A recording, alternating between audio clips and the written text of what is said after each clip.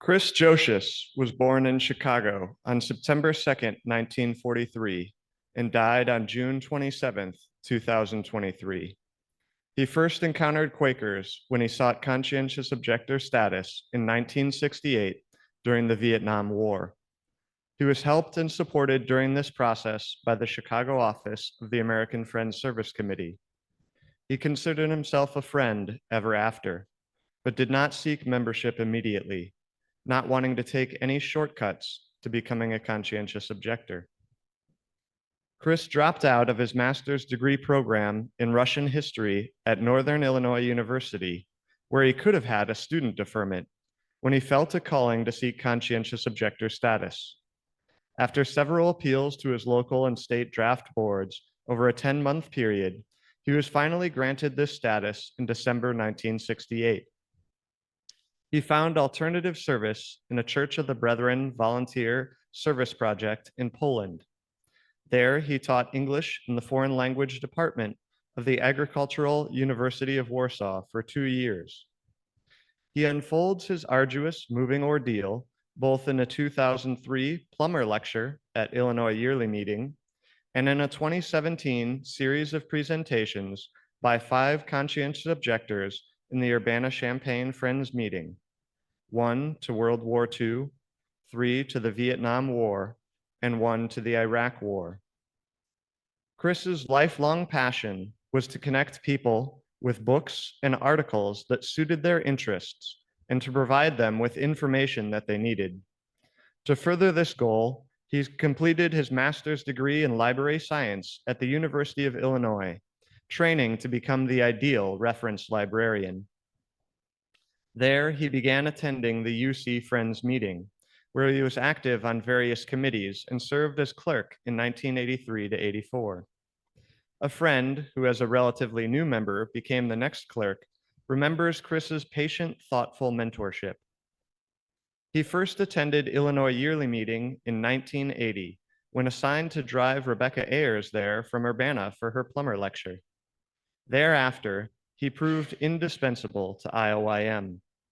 As an ILYM representative to the Friends General Conference, he was on the Publications Committee and later became its clerk. Because of his work with prison libraries, he became a consultant to a national AFSC committee on prisons.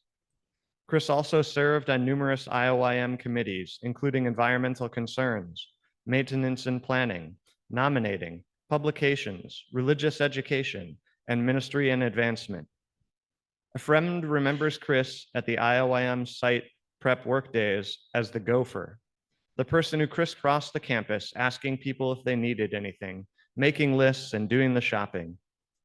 In 1989, Chris moved to Aurora, Illinois, to become the reference librarian at the Illinois Mathematics and Science Academy. During his 14 years in the Chicago area, he was a much-loved member of the Downers Grove Friends Meeting. Chris served on worship and ministry and many clearness committees where his discernment and groundedness were much appreciated. He also created a program in adult religious education where passages from books were read aloud. Folks freely shared their deep personal experiences connected to the readings in an atmosphere of complete trust. His research on lesser known but vital Quakers led to workshops at ILYM annual sessions. In 2003, Chris moved to become head of library reference at the Missouri Institute of Science and Technology in Rolla and participated in the small Friends meeting there. When he retired in 2014, Chris moved back to Urbana and rejoined the Urbana-Champaign Friends meeting. He will be remembered as a cheerful greeter before meetings for worship. He regularly served on the library committee, buying many books for our meeting library with the funds available from a bequest. He regularly shared his book recommendations at the end of meeting for worship. He always had spot-on recommendations for individual members and often loaned them books from his private collection. He listened deeply with nurturing responsiveness. He modeled our adult education sessions on those at Downers Grove. Attenders especially appreciated being introduced to Margaret Hope Bacon's Mothers of Feminism, the story of Quaker women in America.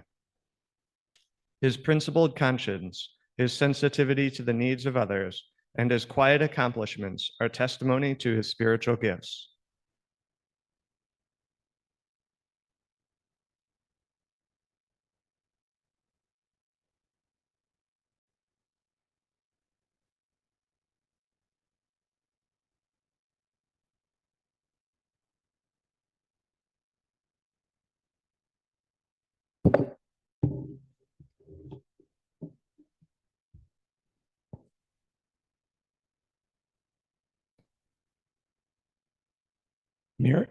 Excuse me.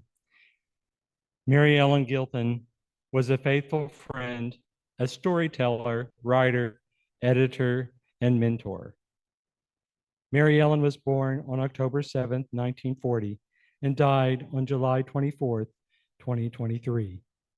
She grew up on a farm near Pendleton, Iowa, with her parents, older brother, and her grandmother.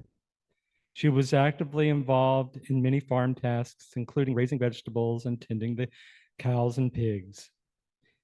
In later years, she told memorable stories during meeting for worship about her experiences on the farm, and she wrote about them in Quaker publications. One of these stories, Light Enough, provides insight into her life journey. It recalls a time in Mary Ellen's childhood when, on a moonless night, she was asked to help her father reunite a baby calf with its mother. Mary Ellen wanted to take a flashlight with her, but her father said they wouldn't need it. Indeed, Mary Ellen recognized each of the cows in the dark, and she and her father carefully and slowly moved the calf through the field and gate to its mother. There was light enough. Mary Ellen discovered Friends Manner of Worship in 1958 when she left home to attend ILYM College. She earned her bachelor's degree from ILYM in 1963. That same summer, she married John Gilpin and moved to Champaign, Illinois, where he was working at the university. Mary Ellen earned a master's degree in the teaching of English at the University of Illinois in 1965. She spent most of her career designing instructional materials for the computer-based education research laboratory at the university. On the first Sunday after Mary Ellen and John were married, they began attending meeting for worship at the Urbana-Champaign Friends meeting. Mary Ellen became a member in 1967. She frequently offered ministry during silent worship, using stories from her childhood and reflections on her personal challenges and spiritual experiences. She served on many committees in the meeting throughout the years and was clerk from 2004 to 2007. Mary Ellen was also active in Illinois yearly meeting. She led workshops during annual sessions, served on ministry and advancement for many years, including a stint as clerk, and regularly attended Women's Weekend. Mary Ellen was well known for her insightful writing and her editing skills.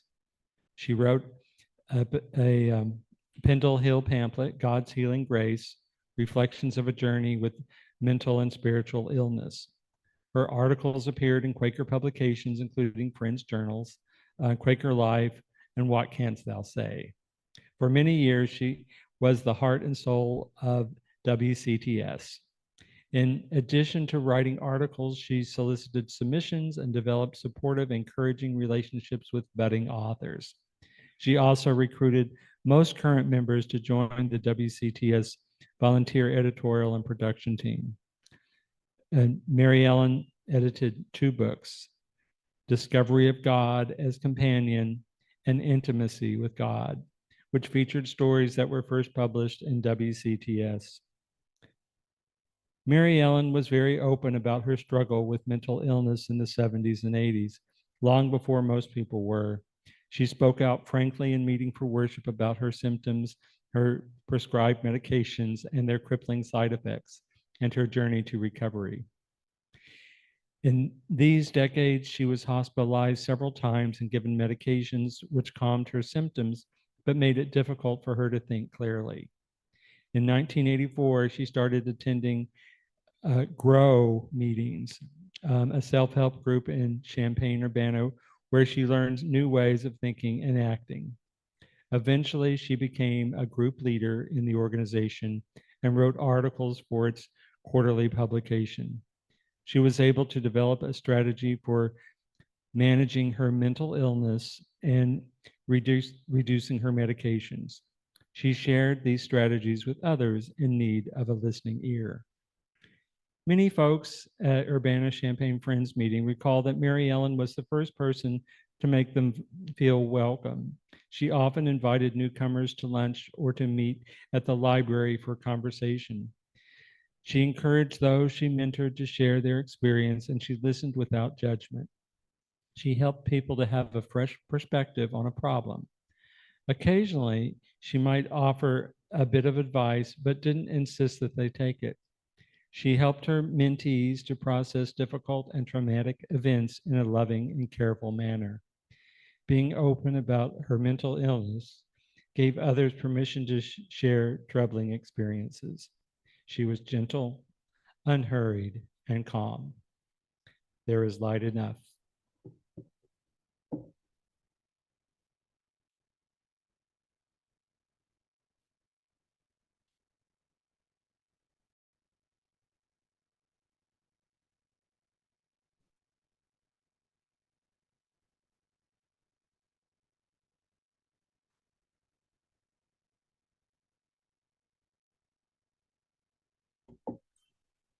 Mary Rebecca Sigmund. Becky was born October 21st, 1943 to Maurice and Mary Smith McGahee. She graduated from the Magnolia Swaney High School, then worked in Chicago for United Airlines as a key punch operator. In 1961, she married Gene Richard, and they both joined Clear Creek Meeting in February 1971. They raised their two children, Carrie and Rex, in the local community and were later divorced. Becky struggled with multiple sclerosis for decades, but always showed grace in every struggle and shared her faith with everyone near her. She began raising and showing Arabian horses in 1968. When she could no longer do that, she worked as a bookkeeper for her father at the Priscilla Grain Company in rural Lowston. Her last employment was as a bookkeeper for Rice Electric. Later in life, she married a childhood friend, Dale Sigmund, in April 1998, and they were active in the horse riding community. She joined the Clear Creek Cemetery Committee in 1996, and in 2001, she took the position of secretary, which she held for about 10 years until it was too hard for her to get to meetings on a regular basis. Though still a member of Clear Creek meetings, she had been attending different churches in Putnam and Marshall counties. Becky died January 12, 2024, at the age of 80 at the Loft in Eureka, Illinois. She was preceded in death by her husband Dale, her parents, and two brothers at age 10, Mickey at age 10, and Ted at age 27. Surviving are her children Carrie, her husband Bob Fisher, and Rex, wife Amy Richard. Sister-in-law Sue McGahee Campbell, and grandchildren Laura, Rachel, Anna and Kara Fisher, and Caleb and Ava Richard. Services were held January 31st at the Dysart Funeral Home in Granville, followed by burial at the Cumberland Cemetery in rural Winona.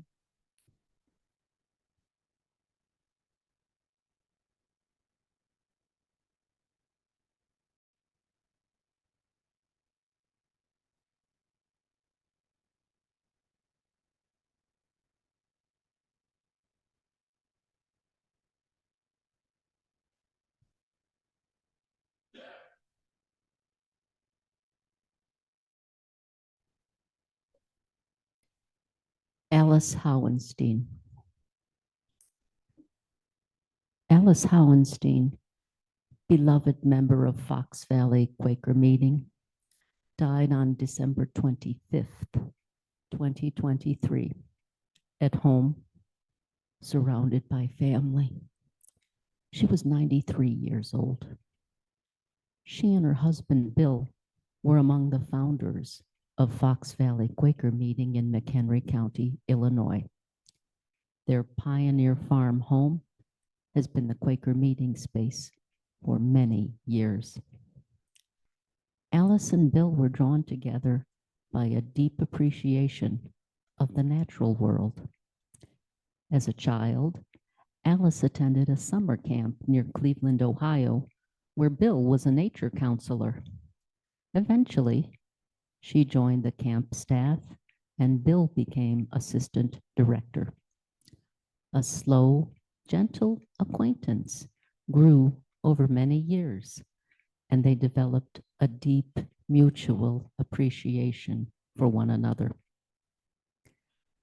Alice and Bill both joined the Cleveland Monthly Meeting, and in 1951 were wed in the manner of friends outdoors on the edge of Hiram College.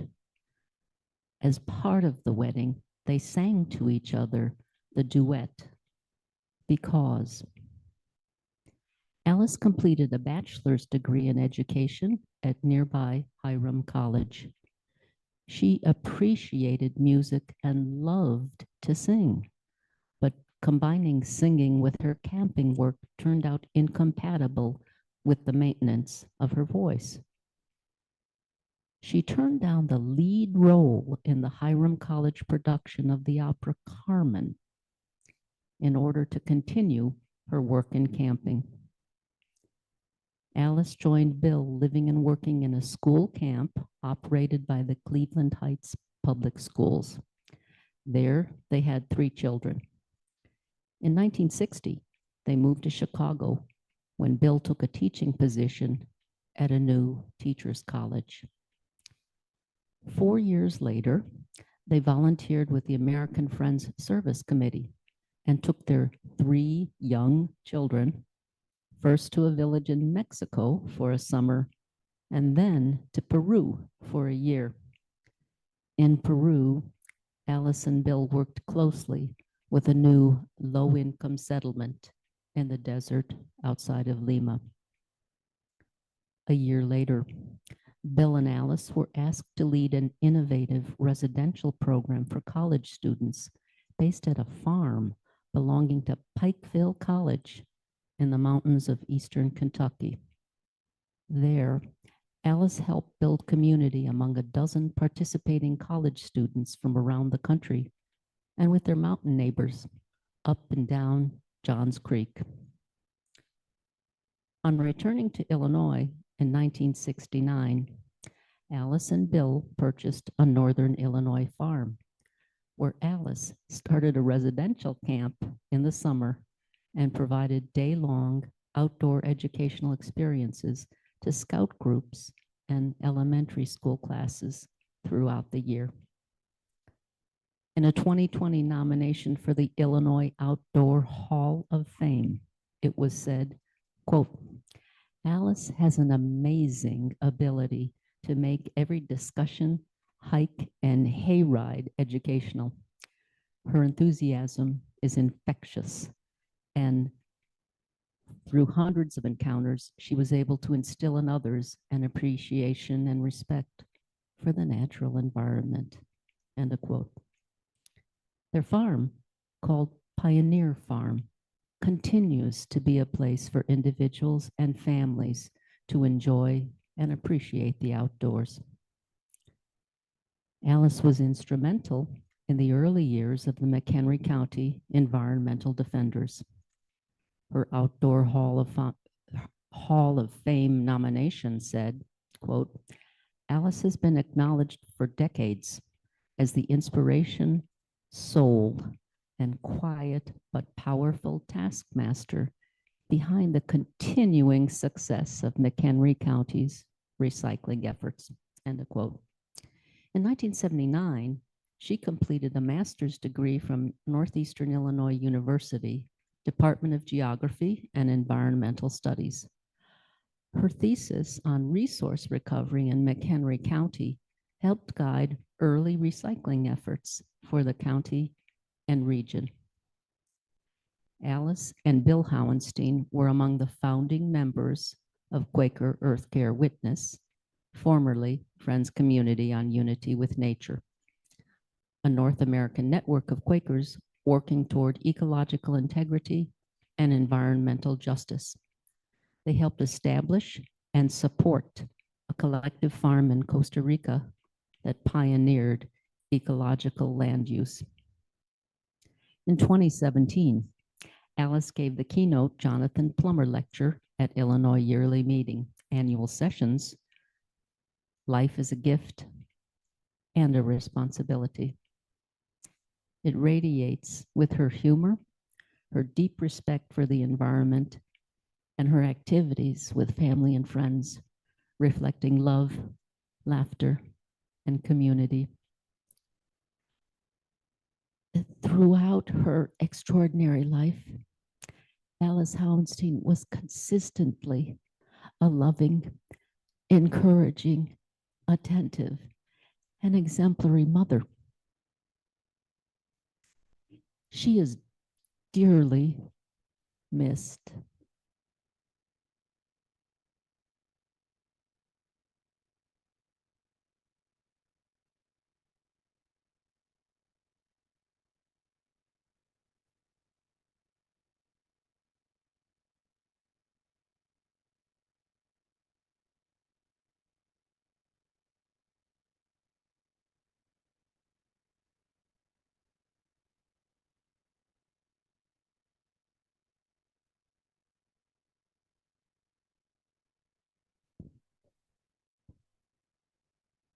When my children were young, Alice was the one person at gathering that I wanted them to get to know. Her joy of life, her compassion, her warmth reminded me deeply of my own maternal grandmother. And I wanted my children to know this intergenerational joy of life that was so exhibited by Alice.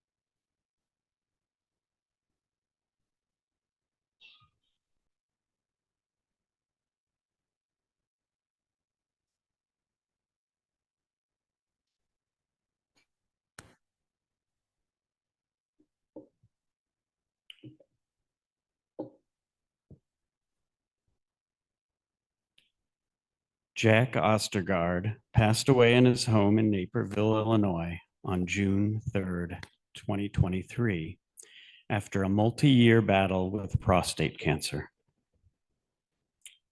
He was born on February 24th, 1953 in Chicago and grew up in nearby Wilmette. He graduated from architecture school at the University of New Mexico, where he met his future wife, Jane, also an architect. They then moved to Naperville to work and raise their family. Jack was an avid woodworker, and every year he hand-carved personal Christmas ornaments for family members. He was active in the community, serving as Scout pack leader and assistant scoutmaster, and assisting with Cub Scouts Pinewood Derby cars. He was a soccer referee and chair of his homeowners association architecture committee. Jack was a lover of history, which he shared with his oldest child, Tyler. When their 3 children were young, Jack and Jane joined Downers Grove Friends Meeting. Jack served on the building committee, where his skills were first critical to keeping the old meeting house building functioning, and then in the planning and construction of the new meeting house. Jack generously evaluated the plans as well as the contractors, scrutinizing the smallest details to help make the meeting house fit both the meeting's needs and budget. For 30 years, Jack also helped keep meeting members connected by printing, mailing, and filing the monthly meeting for business minutes and newsletters. Even in the digital age, the meeting needed the print copies that Jack steadfastly provided. Jack is survived by his wife, Jane, his children, Tyler and wife, Sarah, Emily and husband, Daniel, and Sam and wife, Madeline, his grandchildren, William, Abigail, Theodore, Quinn, and Sophia, and his siblings, Jill and Jerry.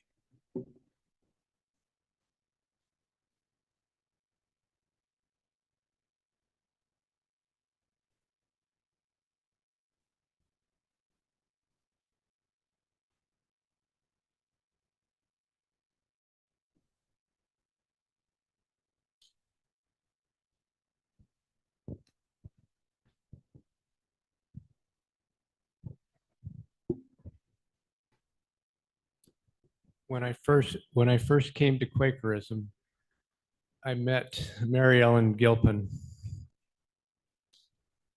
I had spent much of my career in the mental health field, and I was blown away. Here was a woman who was transparent about having hallucinations, about dealing with psychosis. I ran to her Pendle Hill pamphlet, and I had immediately an understanding of a difference between healing and cure that I had never understood before when I had heard those terms. I also gained an understanding about how context totally changes what the course of a person's life is when one is wrestling with different mental issues. The fact that one could have a meeting say, "Would you be our clerk?" and say, "But I have issues." And they would say, "We know, and we'll work with you on that." This blew my mind. This led me to say, this is where I want to be. Not everyone, not even me, has the strengths and skills that Mary Ellen also has to go with those challenges she was dealt in life. I hope to aspire to some of the skills that she has, but I am sure that I am also held in the same way, despite the cards that I was dealt that are less than optimal. And I am grateful to be in this community that Mary Ellen was in. And I am grateful to have known her, to have her nudge me to write, to have her nudge me to listen to the Spirit for ways to deal with my weaknesses, and to nudge me in the Spirit to look to the others around me and how I can hold them.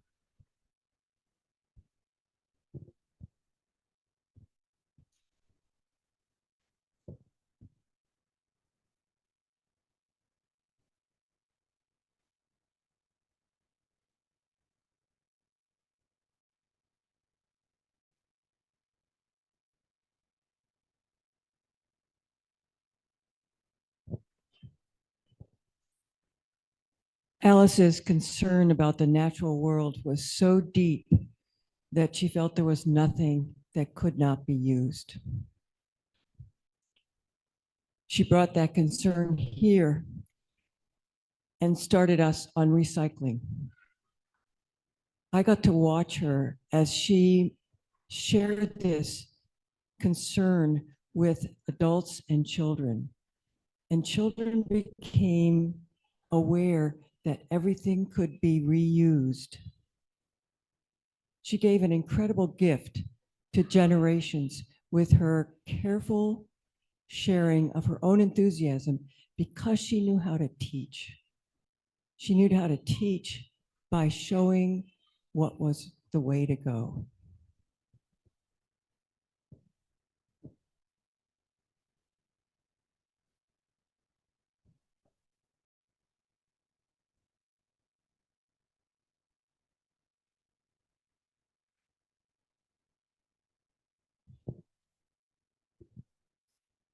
Mary Ellen helped lead a mystical retreat at ILYM School of Religion that I attended, and a carload of us left St. Louis and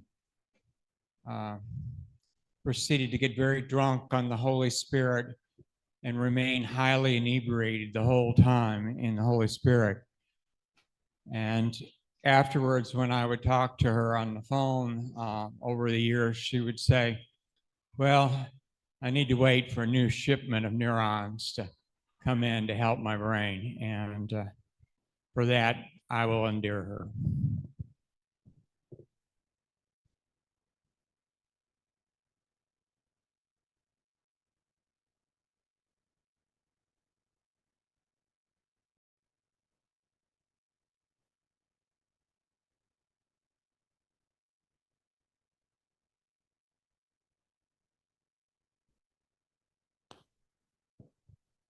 Friends,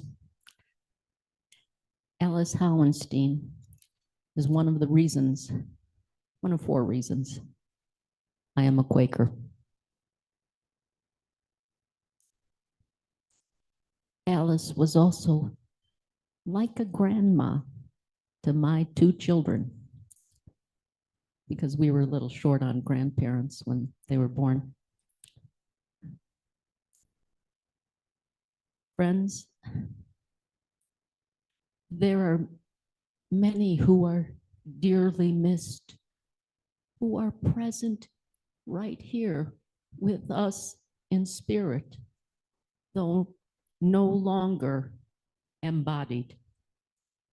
There are so many before us who have walked these floorboards for the past 150 years. Friends, let us rejoice and be glad for lives well lived. And friends, I'm going to ask a favor. Will you sing with me? Because I can't. When the saints go marching in, oh, when the saints go marching, I want to on that number. When the saints go marching.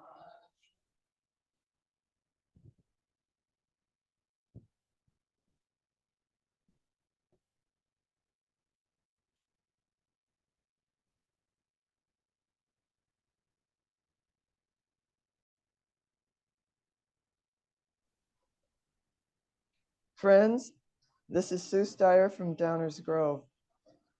I am a better person for having known Chris Josius.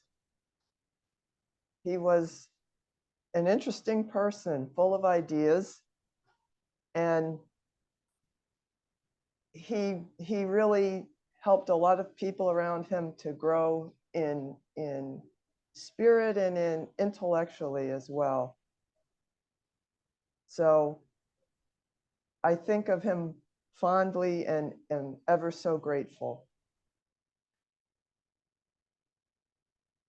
After listening to Chris Joseph, believe he was a reader for several years here. I had the opportunity of attending one of his workshops on the draft. He opened by briefly sharing his own wrenching experience of becoming a CO, a conscientious objector, before he became a friend. I was so impressed with his humility and his gentleness with the people that were so deeply opposing him along the way.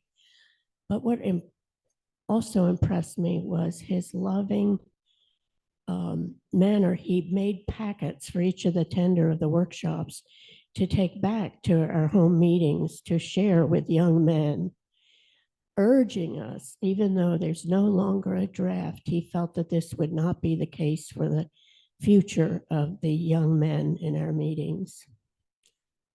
These packets were so inclusive, so beautifully put together, so thoughtfully. A lovely, generous man with such great humility, but strength of knowing what was right and following through on that. And to me, Chris will be one of our Quaker saints.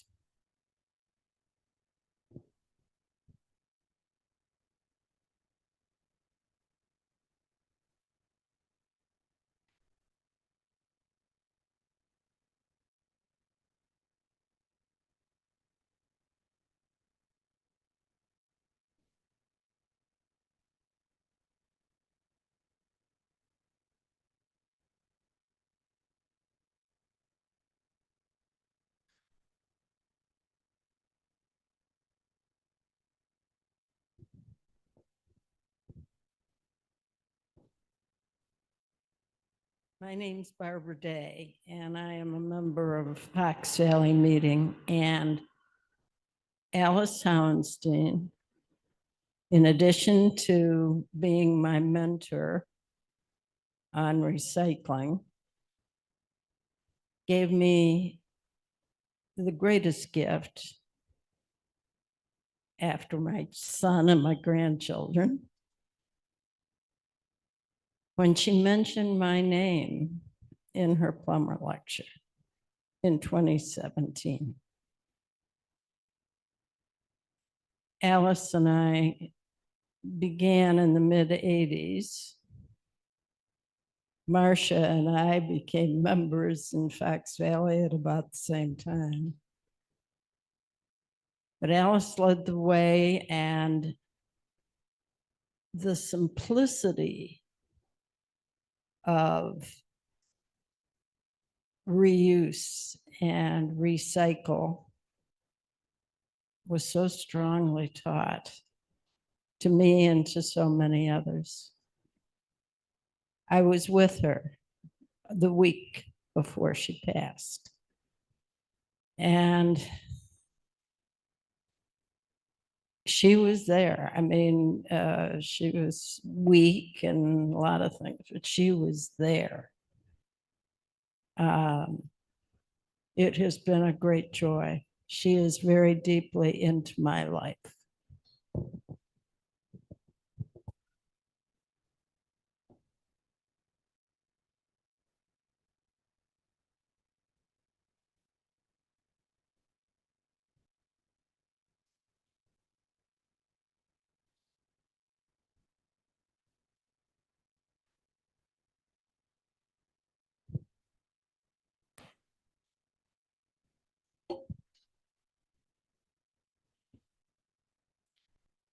I want to speak about a gift that Alice, in her loving way, gave to my son.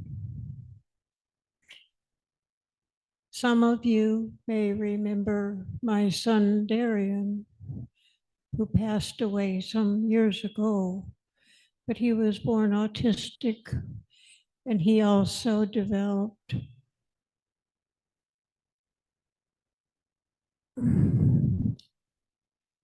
paranoid schizophrenia. but he was always different. And he was a watcher. He was always on the periphery of things, but that's what made him happy. But one day, you'll remember Alice could often be found near the back stairway. And inviting people to use the correct receptacle for whatever that needed to be recycled or mulched or whatever. And Darian wasn't one to volunteer for things. He didn't push himself forward. And so Alice sought him out.